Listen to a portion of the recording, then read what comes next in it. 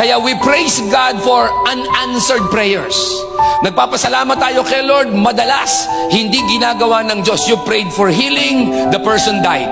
You prayed for makapasa ka, bumagsak ka. You prayed and you claimed na ma-deal mo yung business, makuha mo yung dapat, hindi nangyari. Now this is the reason why many are disappointed to God. Ano po, bakit po siya disappointed? Kasi pag meron tayong gusto, hindi nangyari. Nag-pray ka, sana matuloy, hindi nangyari.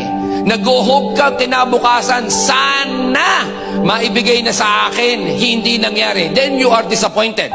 And then sinisisi mo si Lord, biniblame mo siya. Ang dahilan, kasi kilala mo lang ang Diyos sa kaya niyang gawin. Pero pagkakilala mo talaga ang Diyos, dapat kilala mo rin ang Diyos sa hindi niya gagawin. At eto pa, mahal ko ang Diyos at mahal mo ang Diyos sa kaya niyang gawin. Pero ito pinakamatindi, mas minamahal ko ang Diyos sa mga bagay na hindi niya ginagawa sa akin.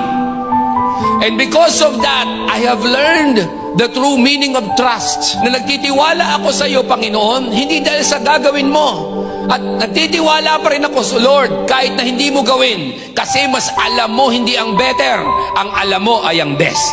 Alam mo, ang hinihintay lang naman ng Diyos, sabihin mo sa Kanya, Panginoon, I still trust you, I still love you, I will still pray, I will still worship, and I will still serve. Kahit hindi mo ibigay, ang mahalaga, ikaw ang mahalaga sa buhay ko.